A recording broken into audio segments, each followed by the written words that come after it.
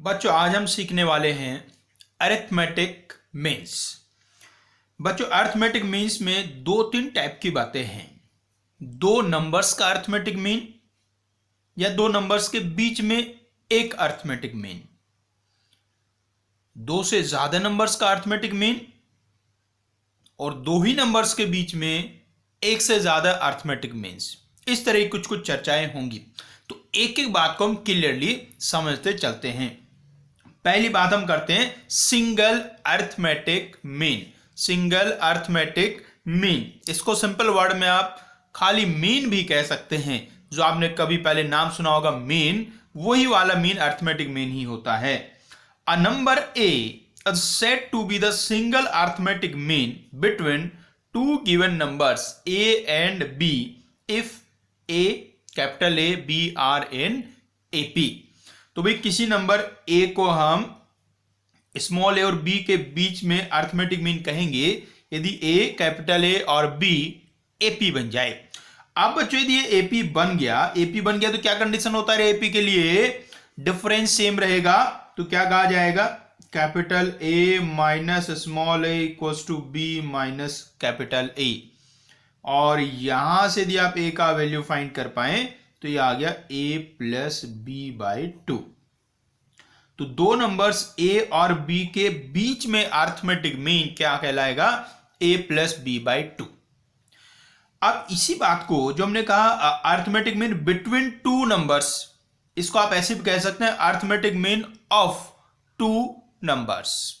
तो A और B दोनों नंबर्स का arithmetic mean A plus B by two होगा, या इन दोनों नंबर्स के बीच में एक सिंगल अरिथमेटिक मीन, वो भी A plus B by two होगा।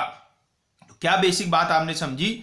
दो नंबर्स के बीच में एक सिंगल अरिथमेटिक मीन कहें या दो नंबर्स का अरिथमेटिक मीन कहें, दोनों का मतलब सेम ही बच्चों होता है। क्लियर जी? लेकिन इसको याद रखना बिटवीन और ऑफ में हल्का सा फर्क है जब दो से ज्यादा की बात होती है, दो में तो सेम ही है जी। आगे देखिए arithmetic mean of n terms. यदि नंबर्स आपके दो से ज्यादा हो जाते हैं तो फिर अरिथमेटिक मीन कैसे आप फाइंड करते हैं? तो ऐसे नंबर्स हैं a1 a2 a3 an, इनका अरिथमेटिक मीन क्या होगा? इन सबको ऐड कर दीजिए और फिर नंबर ऑफ टर्म्स से डिवाइड कर दीजिए। जैसे सिंपल मीन में आपने फॉर्मूला सुना होगा sum of terms upon number of terms, वही सिंपल फॉर्मूला है जी। क्लियर बच्चों? तो नंबर्स के सम अपॉन नंबर टर्म्स का नंबर। अब इससे आगे बढ़ते हैं, ठीक है ना? ये सिंपल बात आपको समझ में आएगी होंगी, इंपॉर्टेंट है ये बातें भी। अब बात होती है an arithmetic means between, an arithmetic means between two given numbers. An arithmetic mean between two given numbers. दो नंबर्स के बीच में एन अरिथमेटिक मीन्स किस तरीके से फाइंड करते हैं? बिल्कुल सिंपल बात है जी। सिंपल बात क्या है? जैसे देखो दो नंबर्स के बीच में हमें एक अरिथमेटिक मीन फाइंड करना था, तो उसमें हम क्या कह रहे थे कि भाई वो अरिथमेटिक मीन नंबर्स के बीच में रख दो तो ये AP बन जाएगा। ऐसे ही यदि दो से ज्यादा एन अरिथमेटिक मीन चाहिए तो वो सारे नंबर्स A और B के बीच में रख दो, तो क्या बनना चाहिए? AP बनना चाहिए। कैसे बताएंगे जी? Let A1 A2 let A1 A2 till AN be the n arithmetic means between two given numbers A and B, then भाई ये A1 A2 से लेके AN तक यदि दो नंबर्स A और B के बीच में अरिथमेटिक मीन्स हैं तो क्या होगा? Small a then A1 A2 till AN B will be in AP। देखो सिंपल सी बात है, छोटी सी बात है, समझ आ गई होगी।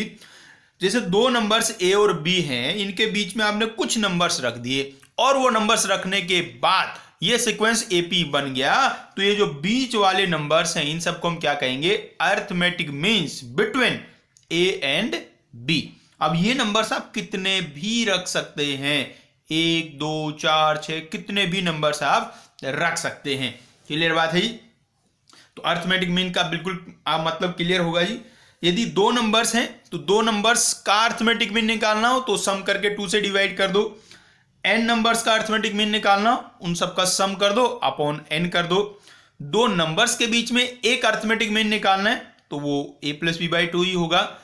लेकिन यदि आपको दो नंबर्स के बीच में n अरिथमेटिक मीन्स लिखने हैं तो उन नंबर्स के बीच में वो n अरिथमेटिक मीन्स लिखने के बाद ये सीक्वेंस एक एपी बन जाएगा।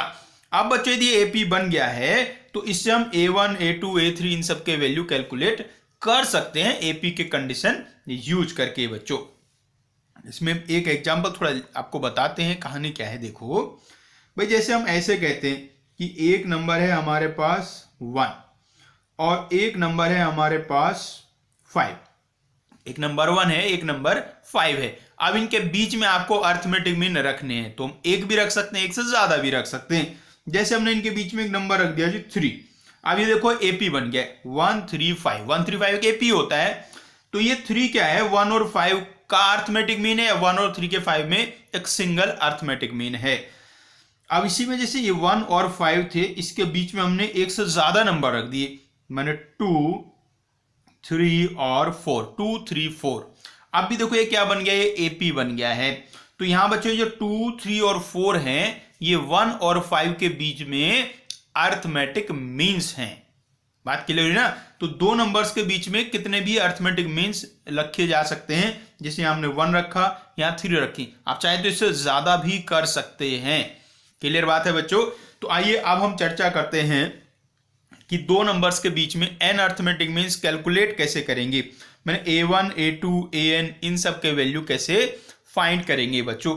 बेहद ही आसान है, बेहद ही आसान है बच्चों। सिंपल एपी बन गया है तो एपी के छोटे छोटे कॉन्सेप्ट्स यूज करके हम उसको फाइंड कर पाएंगे बच्चों। तो एक बार वापस यहां लिख देते हैं a1 a2 an b rn ap। ये बच्चों हम जान चुके हैं कि ये एपी है। अरे भाई बच्चों ये बताओ कि आप इसमें एक बता सकते हैं कितने टर्म्स हैं, क्या काउंट करके आप बता पाएंगे इसमें नंबर ऑफ टर्म्स कितने हैं। बिल्कुल सिंपल है रे। ये देखो a1 a2 से लेके an तक कितने टर्म्स हो गए, इसमें टोटल n टर्म्स हो गए। और एक a है और एक b है, तो टोटल टर्म्स कितने हो गए, n+2 टर्म्स हो गए। तो इसमें बच्चों ये जो b है, b कौन सा टर्म है इसका, b है n+2th टर्म, b है n+2th टर्म। तो इसका तो फॉर्मूला लगा सकते हैं भाई। n+2th टर्म का फॉर्मूला क्या बनेगा, a plus n+2 -1 into D. अरे a plus n -1 into D होता है ना nth टर्म का फॉर्मूला। बस उसमें आपने n की जगह n+2 पुट कर दिया है। तो भाई b इक्वल्स टू क्या आ गया रे, a प्लस n+1 डी। अब यहां से हम किसका वैल्यू निकालने वाले हैं, d का वैल्यू निकालेंगे भाई। तो d का वैल्यू कितना आ गया, b minus a upon n+1। बच्चों d का वैल्यू आ गया b minus a upon n+1। ये हो गया बच्चों d का वैल्यू। अब भाई यदि d आ गया है तो अब तो कोई समस्या ही नहीं है जीवन में। भाई आपको ना a1 फाइंड करना है। a1 क्या है, a प्लस डी। अरे a1 इस AP का सेकंड टर्म है और सेकंड टर्म कैसे निकलेगा, फर्स्ट टर्म में आप d ऐड कर देंगे तो a1 है a प्लस डी बच्चों। अब ये d का वैल्यू रख के आप सॉल्व कर लेंगे। ऐसे ही आपको a2 फाइंड करना है तो a2 क्या होगा, a प्लस 2d होगा। और इसी तरीके से यदि आप an फाइंड करेंगे तो वो क्या आएगा, a प्लस एन डी आएगा। या तो यहीं से समझ लो a1 में 1d था, a2 में 2d थे, a3 में 3d आएंगे तो an में nd आएंगे। या तो आप ऐसे समझ सकते हैं जो an है वो एक्चुअली में इस AP का n+1th टर्म है। अरे देखो ना, ये फर्स्ट है, ये सेकंड है, थर्ड है, तो ये n+1th टर्म है। तो वही n टर्म वाले फॉर्मूले से फाइंड करेंगे तो a प्लस ND बच्चों आ जाएगा। तो क्या सीखा रहे बच्चों, इतनी छोटी आसान सी बात है। पहले आप D का वैल्यू फाइंड कर लेंगे, और D का वैल्यू क्या, B minus A upon n+1, और फिर A1 A प्लस डी होगा, A2 A प्लस 2D होगा, AN A प्लस ND होगा। ठीक है भाई, इस फॉर्मूले को आप डायरेक्ट भी याद रख सकते हैं, या तो एक लाइन लिख के ऐसे सॉल्व भी कर सकते हैं, जैसे आपकी मर्जी हो वैसे भी याद कर लेना। ठीक है जी, चलिए आगे बढ़ते हैं। अब एक छोटा सा इससे कॉन्सेप्ट बताते हैं कि जो अर्थमेटिक मीन्स होते हैं और नंबर्स होते हैं उनमें एक छोटा सा रिलेशन बड़ा ही आसान सा है भी, इसे याद रख सकते हैं, याद रखने वाली बात है जी, बड़ी छोटी सी बात है। The sum of n arithmetic means, sum of n arithmetic means between two numbers is n times the single arithmetic mean between them। ये है जी, छोटी सा थ्योरम आप समझ सकते हैं, बिल्कुल सिंपल सी बात है। तो बच्चों जो n अर्थमेटिक मीन्स है उन सब का जो सम होगा वो जो सिंगल अर्थमेटिक मीन होता है उसके n टाइम्स के इक्वल होगा। देखिए कहना क्या चाह रहे हैं, इसका प्रूफ हम आपको बता रहे हैं। भाई ऐसे मान लीजिए कि जो नंबर्स हैं वो A और B हैं और उनके बीच में n arithmetic means A1 A2 से लेके AN तक जो अभी हमने सीखे वो होंगे, और सिंगल अर्थमेटिक मीन को मान लीजिए कि A होगा। तो नंबर्स तो हमने क्या लिए, A एंड B, A और B वही नंबर लिए, और n arithmetic means A1 A2 A3 up to AN, ये n अर्थमेटिक मीन्स भैया जी। और सिंगल अर्थमेटिक मीन तो बहुत ही आराम से हम लिख सकते हैं जी, हमें पता ही है सिंगल अर्थमेटिक मीन तो A प्लस B बाई 2 होता है। A और B का single arithmetic mean A plus B by 2 होता है। तो अब हमें प्रूव क्या करना है कि जो A1 plus A2 plus A3 ये सब होगा, इन सब का जो सम होगा वो इसके n टाइम्स होगा। तो देखिए भाई ये n अर्थमेटिक मीन्स हमने ये माने, तो इसका मतलब ये हुआ, ये वाली बात ये इंप्लाई करती है कि A1 A2 AN B are in AP, है ना भी। अब देखिए हमें फाइंड क्या करना है, अर्थमेटिक मीन्स का सम A1 plus A2 plus A3 से लेके AN तक। अब बच्चों देखिएगा A1 A2 से लेके AN तक और B तक भी ये क्या था, एक AP था। यदि हम इसमें A और B को हटा भी दें तो A1 A2 से लेके AN तक ये भी तो क्या बनेगा, ये भी तो एक AP बनेगा ना। तो आपको सिंपली क्या ना AP का सम ही तो निकालना है। तो AP के सम का फॉर्मूला तो क्या होता है जी, n/2 A प्लस L, इसमें A की जगह A1 है और L की जगह AN है बच्चों। अब भाई बच्चों देखिए, अब यहां से वापस से समझिए, A1 plus AN equals to होगा A प्लस B के। अरे पढ़ाना था आपने, किसी भी एपी में फर्स्ट और लास्ट का सम सेकंड और सेकंड लास्ट के सम के इक्वल होता है। तो इसलिए A1 प्लस AN का वैल्यू A प्लस B के इक्वल होगा। तो यहां A1 प्लस AN को आप A प्लस B लिख दीजिए। तो इसको लिख दो n into A plus B by 2।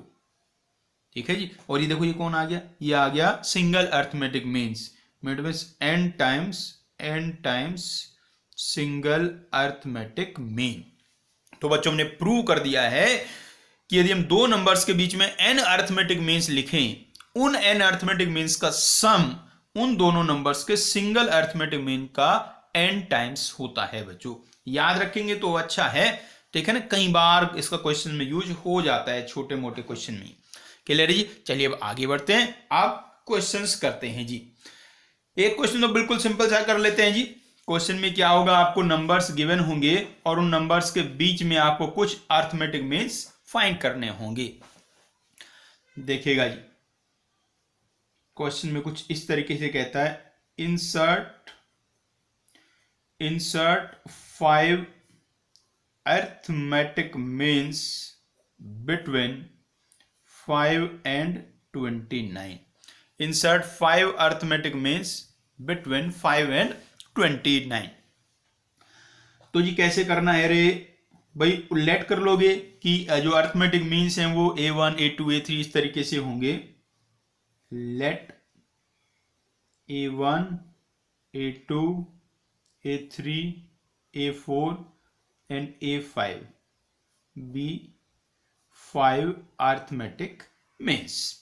अब बच्चों ये अर्थमेटिक मीन्स हैं, इनके बीच में तो क्या बनेगा 5 A1 A2 A3 A4 A5 29 are in AP। अब इसे आप क्या निकालेंगे, डी फाइंड करेंगे। जैसे हमने ऐसे कहा था, तो आप डायरेक्ट ही डी का फॉर्मूला याद कर लो, b माइनस ए अपॉन n प्लस 1, या तो हर बार ऐसे निकाल लिया करो, आपकी मर्जी है जी। तो यहां आप देखेंगे तो d का वैल्यू कितना आ जाएगा 29 माइनस 5 अपॉन 5 प्लस 1। इसको सॉल्व कर लो जी, वही n b माइनस ए अपॉन n प्लस 1 लिखा है भी, तो इसको सॉल्व कर लें, कितना आ रहा है 4 शायद ये आ गया है, देखो ना ऊपर 24 बन गया और नीचे बन गया 6, तो d का वैल्यू बच्चों 4 आ गया है। तो अब बच्चों a1 क्या होगा, a1 भैया एक AP है और इस AP का कॉमन डिफरेंस कितना आ गया 4 आ गया। तो कोई भी टर्म हमें फाइंड करना है तो उससे पहले वाले टर्म में 4 ऐड कर दीजिए, तो ये हो गया 5 प्लस 4 मतलब कि 9। ऐसे यदि A2 हमें फाइंड करना होगा तो वो क्या आएगा, या तो इसी में आप कॉमन डिफरेंस ऐड करते जाइए, या तो वही अपना a plus D A plus 2d वाला ऐसा चक्कर शुरू कर लीजिए।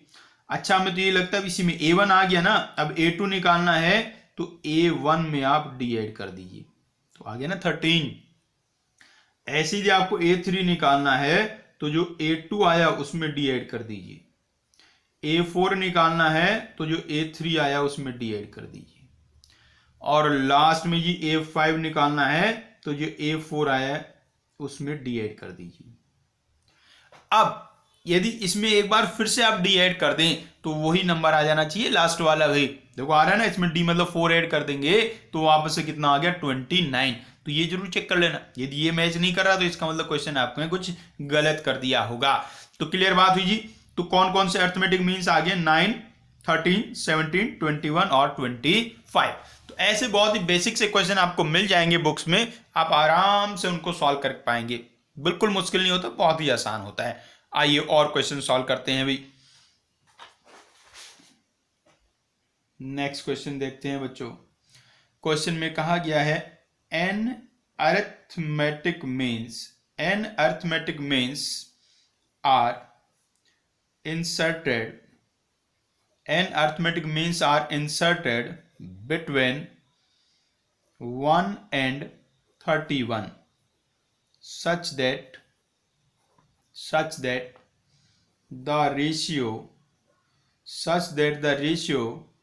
of the seventh and n minus 1th means is 5:9. Find n। अब थोड़े एप्लीकेशन टाइप वाले क्वेश्चन भी करा रहे हैं, एक क्वेश्चन तो डायरेक्ट हमने कर लिया, अब कॉन्सेप्ट इतना आसान है रे बच्चों, तो उसके ज्यादा क्वेश्चन करने की आवश्यकता ही नहीं है। तो आइए अब कुछ एप्लीकेशन वाले क्वेश्चन हैं जो कर रहे हैं। तो कहा 1 और 31 के बीच में n अर्थमेटिक मीन्स इंसर्ट किए हैं, 7th और n माइनस 1th का जो रेशियो है वो 5:9 है, तो n का वैल्यू में बताना है। तो भाई 1 भाई अर्थमेटिक मीन्स तो मान ही लेंगे ना, A1 A2 A3 ऐसे करके AN तक 31 आर इन AP, ये बच्चों AP में हो गए हैं। यही तो बेसिक कंसेप्ट है, अर्थमेटिक मीन्स को आप नंबर्स के बीच में लिख देंगे तो जो सीक्वेंस होगा वो AP बन जाएगा। तो बच्चों ये AP बन गया है। अब आपको और क्या कहा गया है, पहले इसमें D का वैल्यू लिख दें तो फिर बताते हैं क्या कहा है। D का वैल्यू क्या होता है B minus A upon n plus 1, मतलब कि 30 upon n plus 1, 30 upon n plus 1 बच्चों D का वैल्यू आ गया है। अब देखिए गिवन क्या है आपको कहा 7th और n माइनस 1th मीन्स, ध्यान देना, मीन्स के बारे में कहा, इस एपी के टर्म्स नहीं, मीन्स के बारे में। तो पहला मीन कौन है, A1, दूसरा A2, तीसरा A3, तो सेवेंथ मीन कौन होगा, वो होगा A7। ऐसे ही n-1th मीन क्या होगा, AN-1, और ये गिवन है आपको 5/9। तो सेवेंथ और n-1th मीन का रेशो 5:9 का आपको गिवन है भाई। तो अब भाई बच्चों इसमें जो A7 होगा उसका वैल्यू क्या होगा, 1 + 7D, 1 + 7D, बिल्कुल सिंपल सी बात है, 1 + 7D उसका वैल्यू बच्चों होगा। और जो आपका n-1th है, n-1th मतलब इससे पहले वाला, अरे यहां लिखो ना, इससे पहले वाला, इसका वैल्यू क्या होगा, इसका वैल्यू हम दो तरीके से बता सकते हैं, या तो इधर से बताएं 1 + n-1 × d होगा, या तो उधर से भी बता सकते हैं। उधर से कैसे भाई, ये 31 है तो ये क्या हो गया 31 - d, ये हो गया 31 - 2d, तो ऐसे भी आप बता सकते हैं। तो ऐसे लिख लो 31 - 2d, या तो क्या लिख सकते थे, वही 1 + n-1d, दोनों का मतलब सेम ही है। और ये कितना कहा है रे, ये कहा है 5/9। अब भैया इसकी कैलकुलेशन करेंगे और यहां से किसका वैल्यू निकाल लेंगे, अरे d का वैल्यू निकाल लेंगे, यहां से कर दो क्रॉस मल्टीप्लाई 9 से इधर, तो 9 + 63d = इसको इधर से मल्टीप्लाई करो जी, तो ये कितना बन रहा है 155 - 10d, शायद ऐसा बच्चों बन जाएगा। आप क्या करेंगे जी, d वाले एक तरफ ले आए, यहां 63 है और वहां 10 है, तो टोटल बन गया 73d। 73d, इस 9 को उधर ले जाओ तो ये आ गया 146। अब यहां से d का वैल्यू आपको साफ साफ दिखाई देना चाहिए कि d का वैल्यू कितना आ गया है, 2 आ गया है। और भाई d तो किसके बराबर है, d है 30/n+1 के बराबर, d है 30/n+1 के बराबर, तो d का वैल्यू यहां रख देंगे 30/n+1, तो उससे सीधे सीधे n का वैल्यू आ जाएगा। सो 30/n+1 = 2, तो भाई n का वैल्यू कितना आ गया, n का वैल्यू आ गया 14। बिल्कुल सिंपल है इसकी कैलकुलेशन, तो क्या समझा ना, तो n का वैल्यू 14 आ गया, तो बच्चों आंसर आ गया अपना 14। तो बिल्कुल बेसिक क्वेश्चन था भाई, जो गिवन कंडीशन थी उसका यूज कर लिया। जैसे यहां हमने इसमें 31 - 2d लिखा, इससे में कैलकुलेशन थोड़ी सिंपल सी लग रही थी, आप चाहते तो वैसे भी कर सकते थे, क्या 1 + n-1 d से भी बच्चों आप कर सकते थे, ठीक है, उससे भी आप कर लेना कोशिश, आराम से उससे भी हो जाएगा। आइए आगे बढ़ते हैं, एक बहुत ही सुंदर सा क्वेश्चन कराते हैं जी। ये क्वेश्चन आपके स्कूल एग्जाम के लिए काफी इंपॉर्टेंट होता है, कई बार छोटे मोटे जो कॉम्पिटिटिव एग्जाम होते हैं यूपीट्यू टाइप के, उनमें पूछ भी लिया जाता है, लेकिन मेनली स्कूल के हिसाब से इसको आप समझिएगा। कहा गया है फॉर व्हाट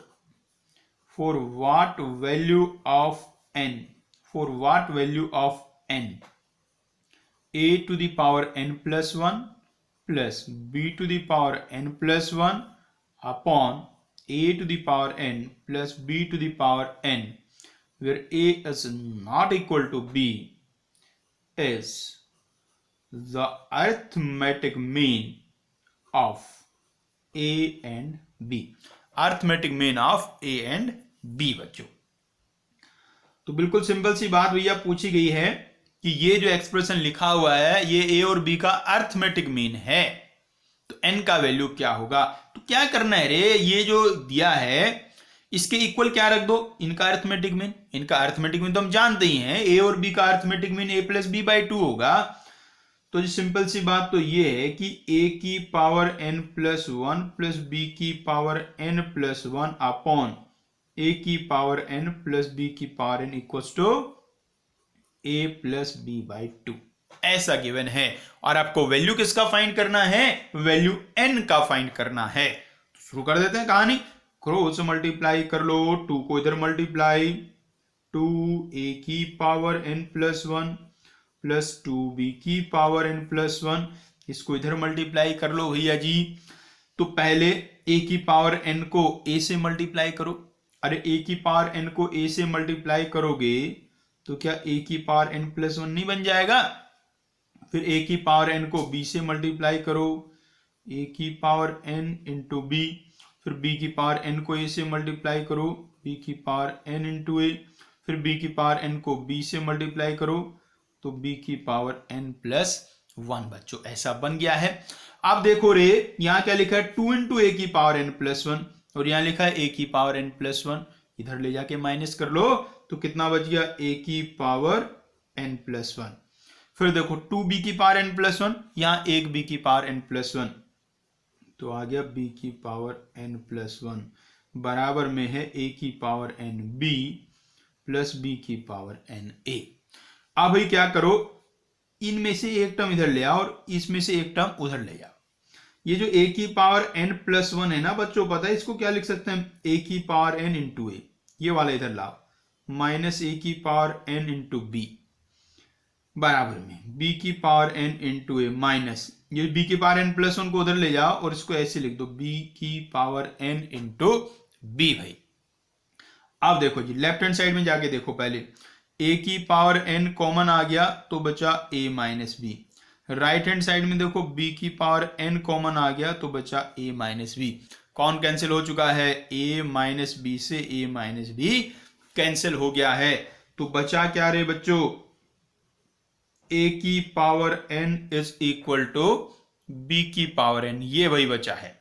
अब क्या करो, इसको अब डिवाइड में लिख दो ले जाके, तो ये ऐसा बन जाएगा a अपॉन बी की whole power n is equal to 1, और 1 को क्या लिख सकते हैं आप, 1 को लिख सकते हैं a अपॉन बी की पावर 0।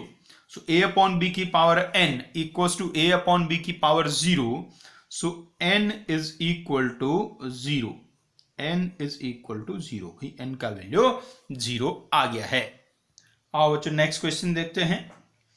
एक बड़ा ही आसान सा क्वेश्चन है जी आपके सामने। क्वेश्चन में कहा है between two numbers whose sum is 13/6 an even number of arithmetic means are inserted. If the sum of means exceeds their number by unity, find the number of means. तो भी दो numbers हैं और उनका सम 13/6 आपको गिवन है और उनके बीच में even number of arithmetic means insert किए हैं और वो नंबर ही हमें फाइंड करना है। तो सबसे पहले क्या लेट कर लेते हैं, late 2n be the number of arithmetic means between two numbers। जो दो नंबर है उनको भी लेट कर लेते हैं a एंड p। अब एक कंडीशन क्या गिवन है, कंडीशन ये है जो सम ऑफ मीन्स है वो नंबर ऑफ मीन्स से एक ज्यादा है, sum of means number of means से एक ज्यादा है। तो sum of means equals to 2n plus 1 होगा। भाई नंबर ऑफ मीन्स तो हमने 2n लेट किया है ना, तो जो सम होगा वो 2n प्लस 1 हो गया।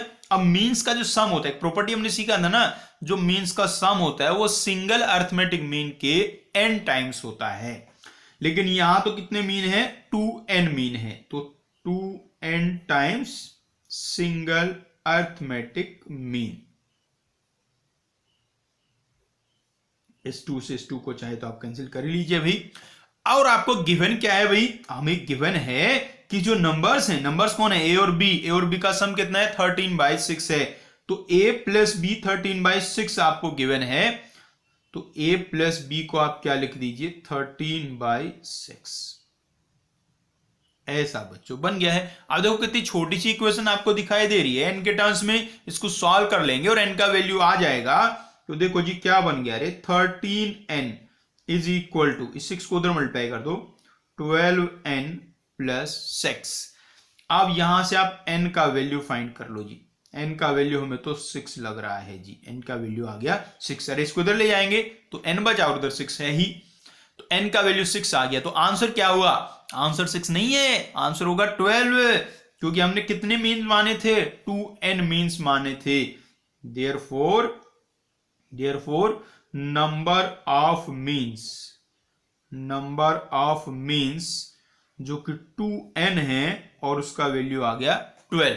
तो टोटल बच्चों जो मीन्स हैं, जो अरिथमेटिक मीन्स इंसर्ट आपने किए होंगे नंबर्स के बीच में, वो होंगे 12। तो बच्चों ये जो अरिथमेटिक मीन है इसका बेसिक सा आइडिया आपको हो गया है। बाकी जो अच्छे क्वेश्चन बच्चों मीन से होते हैं वो जब सारे मीन इकट्ठे हो जाएंगे तब अच्छे क्वेश्चन बनते हैं। जैसे अरिथमेटिक मीन आ गया, ज्योमेट्रिक मीन आएगा, हार्मोनिक मीन आएगा, उन सबको मिला के अच्छे क्वेश्चन बनते हैं जो जेईई वगैरह में अक्सर आते हैं बच्चों। ये छोटे मोटे स्कूल में आपके आ सकते हैं भाई। तो मीन्स का काम खत्म हुआ जी। अब बच्चों हम आगे बढ़ते हैं। आप कुछ अरिथमेटिक प्रोग्रेशन की प्रॉपर्टीज से चर्चा करेंगे और कुछ क्वेश्चन डिस्कस करेंगे जिसमें आपको प्रूव करना होता है। कुछ एपी में है, गिवन होता है, कुछ एपी में है, फिर प्रूव करना होता है ये एपी में। इस तरह की कुछ बातें शुरू करते हैं बच्चों। प्रॉपर्टीज की चर्चा करें, बिल्कुल बेसिक प्रॉपर्टी है जी, कोई खास बात है नहीं, आप ऐसे ही फील कर पाएंगे। If A1 A2 A3 till AN are in AP, A1 A2 A3 ये सब AP में हैं, तो बच्चों बताओ A1 प्लस के, A2 प्लस के, A3 प्लस के टिल A के AN प्लस के, ये बताओ क्या ये भी AP में होंगे भाई? बिल्कुल AP में होंगे। अरे भाई कंडीशन क्या है बच्चों? कंडीशन तो ये कहती है कि जिसमें टर्म्स का डिफरेंस सेम रहता है उसको हम AP कहते हैं। तो इसमें A2 minus A1 A3 minus A2 same है।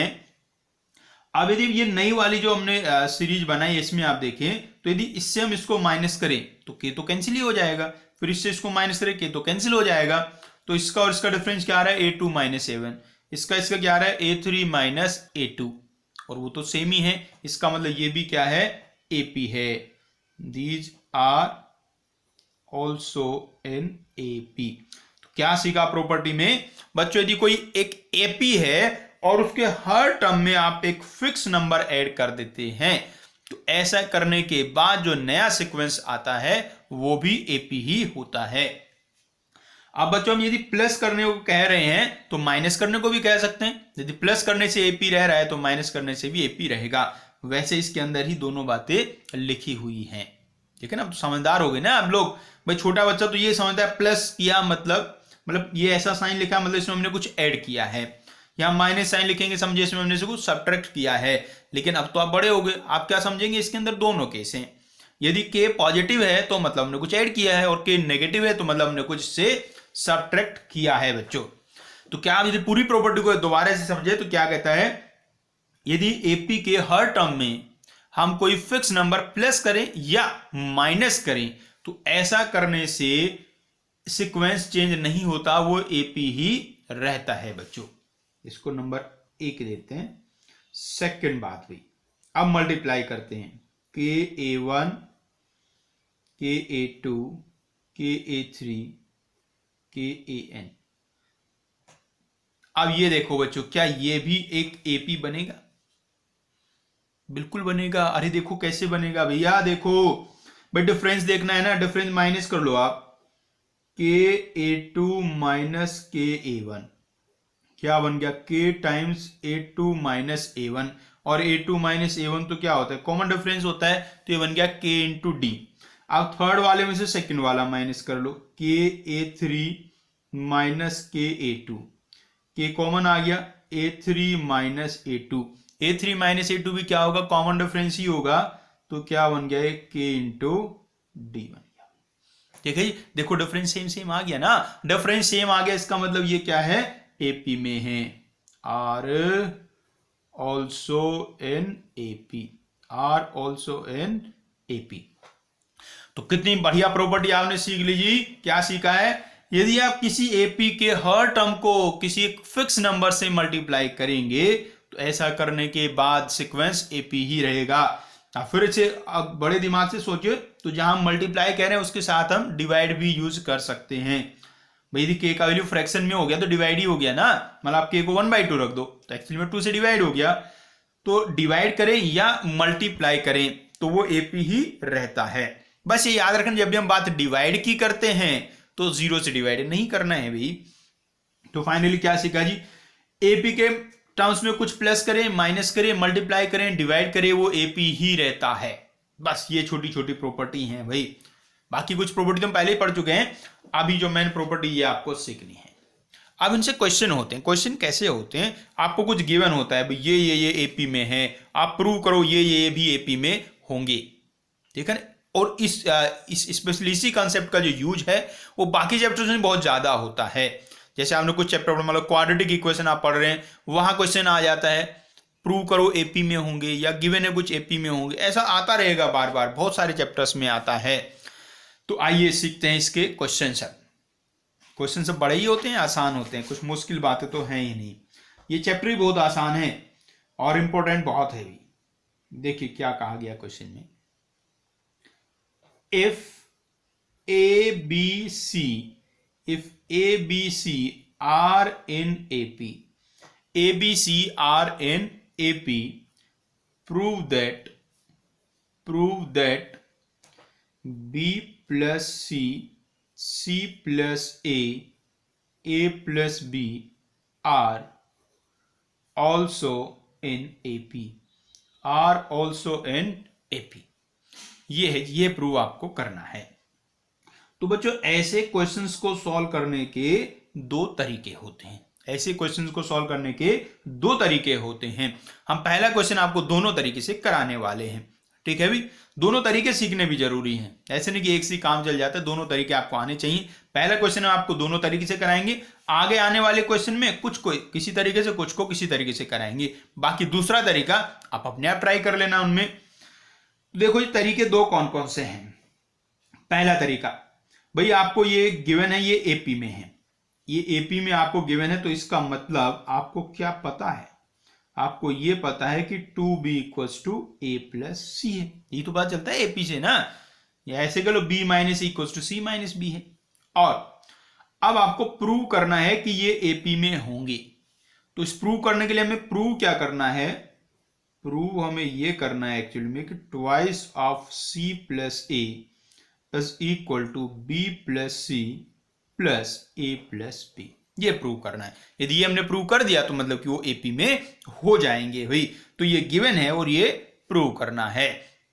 तो जो प्रूव करना है उससे चल लेते हैं आप, यहां से जो कोई सी भी साइड ले लो, राइट साइड ले लेते हैं, B plus C plus A plus B equals to, देखो जी बी और बी कितना बन गया, ये बन गया 2b, और प्लस में क्या है c प्लस ए।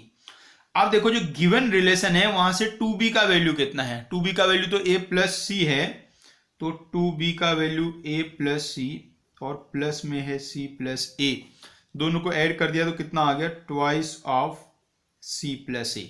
ध्यान से देखो जी, अब आप ध्यान से देखो, twice of c plus A आ गया है। अरे यही तो प्रूव करना था, b plus C plus A plus B equals to आ गया twice of c plus A. इसका मतलब b plus C plus A plus B are in A P. Clear बात हुई जी। तो एक तरीका तो ये है बच्चों कि जो आपको एपी में गिवन होंगे उनसे एक रिलेशन लिख लेंगे, और जो एपी में लाने हैं उनके लिए देख लेंगे हमें क्या प्रूव करना है, फिर उसे किसी एक साइड से शुरू कर देंगे और उसको प्रूव कर डालेंगे बच्चों। ये पहला तरीका भी। दूसरा तरीका समझिए, दोनों तरीके ही सीखने हैं, पता नहीं जीवन में कब कौन काम आ जाए। उसमें क्या कहता है कि भैया ये हम नहीं करना है, हमने जो प्रॉपर्टीज सीखी हैं उनसे सॉल्व करेंगे। माने कि हमें क्या गिवन है, हमें गिवन है A B C are in A P. अब हम इनके साथ ही ये जो नंबर्स हैं ए बी सी, इनके साथ ही कुछ करेंगे जिससे कि नए नंबर बन के आ जाएं, और कुछ क्या करेंगे, प्लस करेंगे, माइनस करेंगे, मल्टीप्लाई करेंगे या डिवाइड करेंगे। इसमें थोड़ा सोचना होता है भी क्या करना है। अब इसमें देखा हमें लाना क्या है, हमें लाना होगा इसमें b प्लस सी प्लस ए और a प्लस बी, यही तो सब लाना है। तो हमें a की जगह लाना है b प्लस सी, b की जगह लाना है c प्लस ए और c की जगह लाना है a प्लस बी। तो उसके लिए आप क्या करिए, उसके लिए आप हर टर्म से a प्लस बी प्लस सी को माइनस कर दीजिए, हर टर्म से a प्लस बी प्लस सी को माइनस कर दीजिए। और ऐसा माइनस करने के बाद भी ये क्या रहने वाला है, एपी ही रहने वाला है। ठीक है ना, अभी हर टर्म से यदि आप सेम नंबर माइनस करेंगे तो वो एपी ही रहेगा। तो ये अब भी एपी है बच्चों। अब इसको यदि सिंप्लीफाई कर लें तो ये माइनस टाइम्स बी प्लस सी माइनस टाइम्स सी प्लस ए और माइनस टाइम्स ए प्लस बी, ये किस में चल रहे हैं जी? ये एपी में है। अब बच्चों इस माइनस को हटा दीजिए, माइनस से मल्टीप्लाई कर दीजिए, -1 से मल्टीप्लाई कर दीजिए, तो क्या बना? B plus C, C plus A plus B plus C plus A plus B, are in A P, are in A P. देखो जी एपी में आ गए हैं। समझ में आ गया दूसरा तरीका? तो दूसरे तरीके में क्या करना है, आपको एबीसी से शुरू करना है और फिर इनमें कुछ प्लस करके, माइनस करके या मल्टीप्लाई करके या डिवाइड करके वो नंबर ले आने हैं जिनको हमें प्रूव करना है कि वो एपी में होंगे बच्चों। ठीक है जी। तो जो पहला तरीका है उसमें सोचना कुछ नहीं है, कैलकुलेशन करनी है। दूसरे तरीके में थोड़ा सोचना होता है कि क्या प्लस करें, क्या माइनस करें, क्या मल्टीप्लाई करें, क्या डिवाइड करें। हैं दोनों ही आसान। तो हमारी राय तो ये है, जब भी क्वेश्चन आपके पास आता है तो आप कोशिश करो दोनों तरीके से सॉल्व करो। ठीक है ना भी? क्योंकि कुछ क्वेश्चंस के लिए ये वाला तरीका इजी बैठेगा, कुछ के लिए ये वाला तरीका इजी बैठेगा। ये तो बहुत ही सस्ता सवाल था, इसलिए दोनों ही तरीके बहुत ही इजी इसमें बैठे हैं। तो आगे हम आने वाले क्वेश्चन में एक एक तरीके से ही कराने वाले हैं भाई। दूसरे तरीके से कौन करेगा? दूसरे तरीके से आप करेंगे। आइए जी नेक्स्ट क्वेश्चन देखते हैं। क्वेश्चन में कहा है, if A square B square C square, A square B square C square are in AP, are in AP, prove that 1 upon b plus c, 1 upon c plus a, 1 upon a plus b are in AP। A square B square C square AP में given है और 1 upon B plus C, 1 upon C plus A, 1 upon A plus B को AP में prove करना है। तो देखिएगा, आप सोचिएगा कौन से तरीके से आप करना पसंद करेंगे। सबसे पहले एक तरीके से हम आपको करा ही देते हैं भी। अब इनमें क्या कहानी है जी, कई बार क्वेश्चन को हम इधर से इधर करते हैं, कई बार इधर से इधर भी कर लेते हैं, उसे कोई फर्क नहीं पड़ता। ये एपी में है तो ये एपी में प्रूव कर दिए, या ये एपी में ये एपी में प्रूव कर दिए, दोनों तरीके से आप कर सकते हैं। फिर भी प्रेफरेंस ऐसे रखें कि जो गिवन है उसको गिवन ही रखें और जो प्रूव करना है उसको प्रूव ही करें सीधे, तो ज्यादा अच्छा लगता है देखने में। देखो भी, तो आपको गिवन है a square B square C square AP में है, तो मतलब कि इससे क्या पता चल रहा है कि 2b square equals to A square plus C square है, या ऐसे कहें कि B square minus A square equals to C square minus B square है, भी एक ही बात है दोनों। और हमें प्रूव क्या करना है, हमें प्रूव करना है कि ये वाले नंबर्स एपी में होंगे, मतलब कि 1 upon C plus a minus 1 upon B plus c equals to 1 upon A plus b minus 1 upon C plus a, या ऐसे भी कह सकते हैं twice of c upon a equals to 1 upon B plus C plus 1 upon A plus b भी। अब एक given है, एक को आपको प्रूव करना है। ठीक है भी? अब इसमें जैसे हम बता रहे थे, इससे ये लाओ या इससे ये लाओ, दोनों से काम चल जाता है। अब इसमें ये आपको देखना होगा कि किससे कौन सा लाना इजी है, तो उसे ही आप करेंगे तो ज्यादा अच्छा रहेगा। अब ऐसी के लिए बचपन में सीखा था हमने, जो एक्सप्रेशन बहुत छोटे छोटे होते हैं उनको बड़ा करना मुश्किल होता है, लेकिन बड़े वाले को छोटा करना आसान होता है। तो यहां बड़ा कौन है? ये वाले बड़े लग रहे हैं। ठीक है, तो यहां से शुरू कर देते हैं और वो रिलेशन ला देते हैं। तो इससे शुरू हो जाइए, तो यहां से शुरू कर देते हैं। अभी एलसीएम इसका ले लीजिए, c प्लस ए इंटू बी प्लस सी आ गया एलसीएम। इधर जाएगा b प्लस सी, माइनस में c और a। उधर बच्चों एलसीएम लेंगे तो a plus b into c plus a. इधर गया c प्लस ए, माइनस में a और b। अब भाई बच्चों देखो, यहाँ c से c कैंसिल हो गया और यहाँ देखो a से a कैंसिल हो गया, और कैंसिल होने को तो ये देखो c प्लस ए से c प्लस ए भी कैंसिल हो गया। बचा कौन? यहां बचा है b माइनस ए और यहां बचा है b प्लस सी, वहां बचा है c माइनस बी और यहां बचा है a प्लस बी। अब भाई क्रॉस मल्टीप्लाई कर दो, तो b minus a into b plus a, ये बन जाएगा b square minus A square equals to B plus c, और यहाँ सी माइनस बी, तो ये बन गया c square minus B square. यही ना लाना था, देखो यही आ गया, b square minus A square equals to C square minus B square बच्चों आ गया है। तो बच्चों ये वाले टर्म्स एपी में कब होते, जब ये और ये इक्वल होते, और ये इक्वल कब होंगे, जब ये और ये इक्वल होंगे, मतलब कि ए square B square C square AP में होंगे। तो यदि ए square B square C square AP में है तो 1/b प्लस सी, 1/c प्लस सी और 1/a प्लस बी भी एपी में होंगे बच्चों। तो क्लियर बात होगी जी। तो एक तो दो तरीके आपने सीख लिए हैं, एक तो ये वाला है, दूसरा कुछ मल्टीप्लाई डिवाइड करने वाला। अब इसके अंदर भी दो बातें हैं, या तो आप इससे शुरू करके इसको लाएं या तो इससे शुरू करके इसको लाएं, ठीक है ना। तो कुल मिला के 4 मेथड से सवाल को किया जा सकता है। अब वो देखना है पर्टिकुलर क्वेश्चन कौन से मेथड से इजी बैठेगा, उसी से भी करेंगे। आइए आगे बढ़ते हैं, नेक्स्ट क्वेश्चन देखते हैं। नेक्स्ट क्वेश्चन में कहा है बच्चों, if A B plus B C plus C A is not equal to 0, A B plus B C plus C is not equal to 0 and A B C are in A P, A B C are in A P, prove that a square into b plus c, comma b square into c plus a, comma c square into a plus b are also in AP। देखो जी बिल्कुल same वैसा ही question है। तो इसको करते हैं जी। करने के तरीके आप सीख चुके हैं, कितने सारे हैं जी।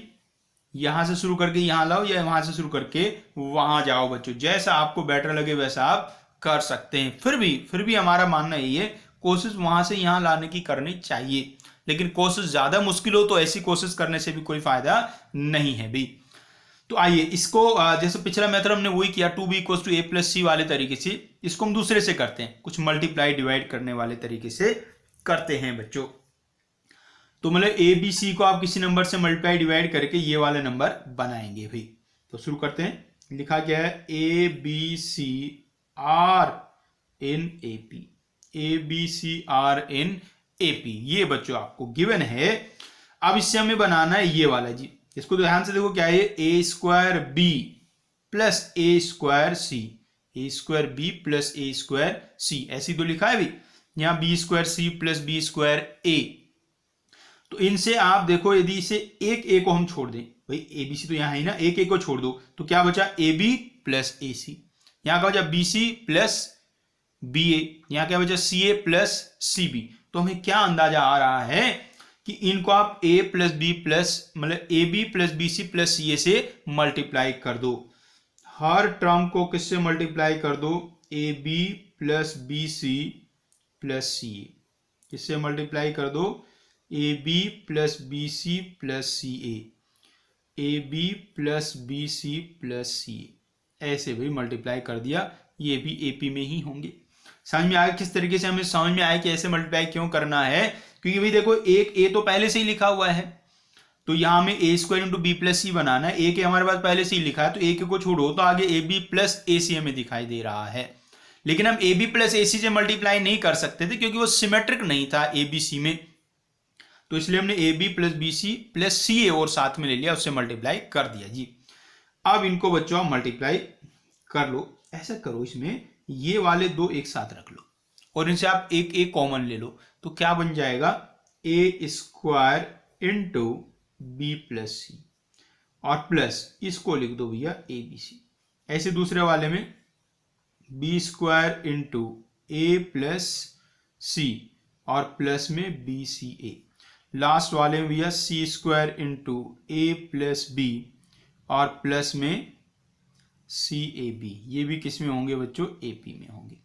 अब देखो जी a B c A B c A B c A B c A B c extra आपको मिल रहा है सब में, तो इस ए बी सी को आप माइनस कर दो ए बी सी माइनस कर दोगे सबसे तो यह हट जाएगा, तो क्या आ गया, a square into b plus c, b square into a plus c और c square into a plus B are in A P. तो बच्चों एपी में आगे हैं। तो हमने कहाँ से स्टार्ट किया था, एबीसी से स्टार्ट किया, उसमें कुछ हमने मल्टीप्लाई किया, फिर कुछ माइनस किया, तो हमें रिक्वायर्ड रिजल्ट बच्चों मिल गया है। आइए आगे बढ़ते हैं, एक क्वेश्चन और देखते हैं। हमने एक तरीके से कराया, आप दूसरे तरीके से ट्राई कर सकते हैं अपने आप। एक और आसान सा क्वेश्चन देखिएगा, अभी इसी तरीके का क्वेश्चन है, एक बार ट्राई करके देखना है अपने आप।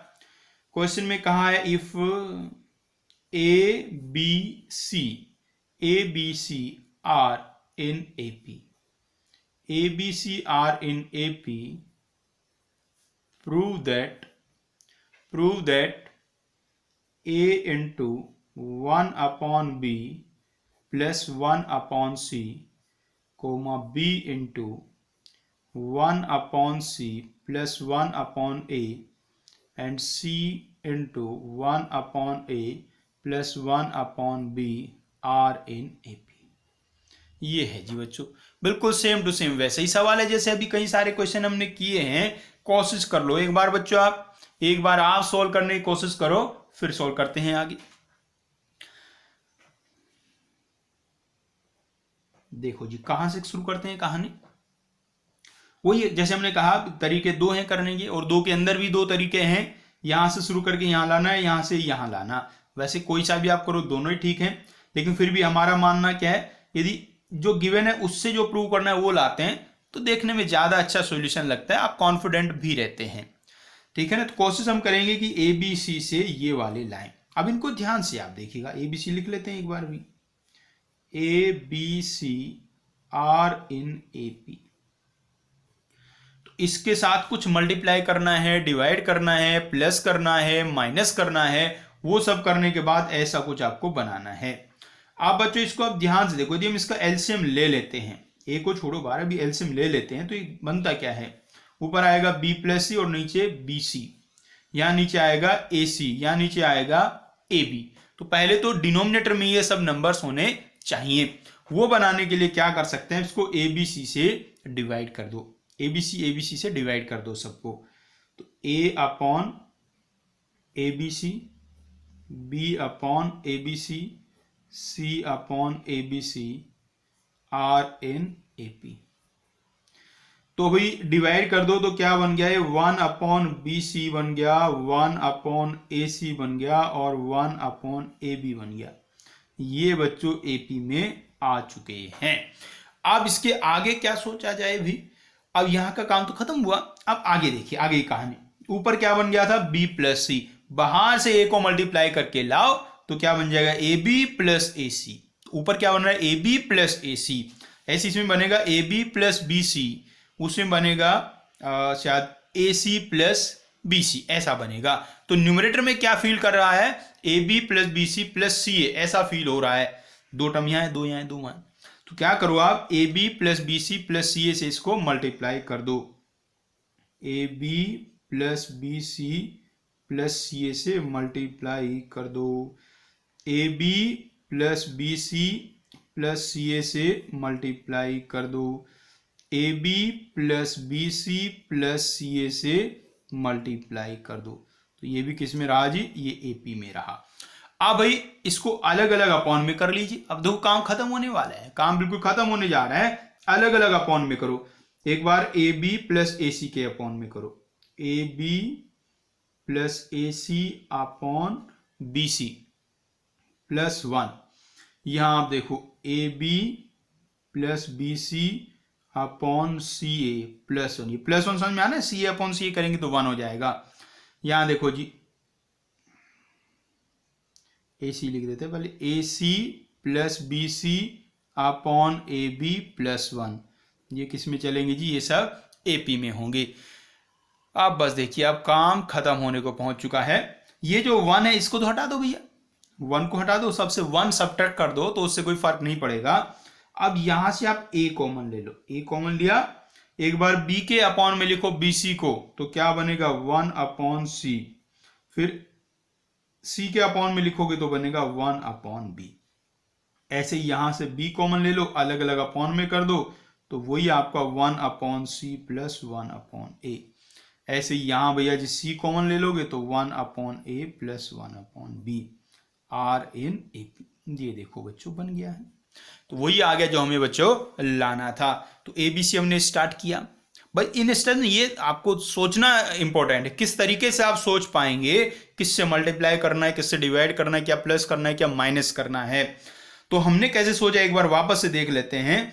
भी हमने यहाँ एलसीएम लेके देखा तो अपॉन में B इंटू सी आ रहा था, यहाँ अपॉन में CA आ रहा था, यहाँ अपॉन में AB आ रहा था। तो हमें वो अपॉन में लाना था, तो उसके लिए हमने ABC से डिवाइड किया। देखो अपॉन में BC, अपॉन में AC, अपॉन में AB आ गया। फिर हमने देखा ऊपर क्या आ रहा था, ऊपर इसमें आ रहा था AC प्लस AB, वहाँ BC प्लस BA, ऐसा कुछ आ रहा था। तो उसके लिए हमने AB plus BC plus CA से मल्टीप्लाई कर दिया। फिर ये सिंपल सा कैलकुलेशन है, आगे कुछ समझाना जरूरत नहीं है, सिंपल सा कैलकुलेशन हुआ और ये प्रूव हो गया है बच्चों। तो उम्मीद है आपको इस टाइप के क्वेश्चन भी समझ में आ गए हैं, किस तरीके से आपको बच्चों करने हैं। तो बच्चों हमने अर्थमेटिक प्रोग्रेशन कंप्लीट कर लिया है। अब हम नेक्स्ट क्लास में सीखेंगे जियोमेट्रिक प्रोग्रेशन। और बच्चों ये मत समझना ये खत्म हो गया, अब ये मिक्स होके आएंगे सवाल। जैसे जीपी आप पढ़ेंगे ज्योमेट्रिक प्रोग्रेशन, तो उसमें एपी के भी एप्लीकेशन आएगा, एपी और जीपी के मिक्स होके क्वेश्चन बनेंगे और वो क्वेश्चन और ज्यादा अच्छे होंगे। तो आप एपी के खूब सारे क्वेश्चन भी ट्राई कर लीजिए, बिल्कुल इजी टॉपिक है, कॉन्फिडेंस से पढ़ते रहिएगा। ठीक है भाई, चलिए मिलते हैं नेक्स्ट क्लास में।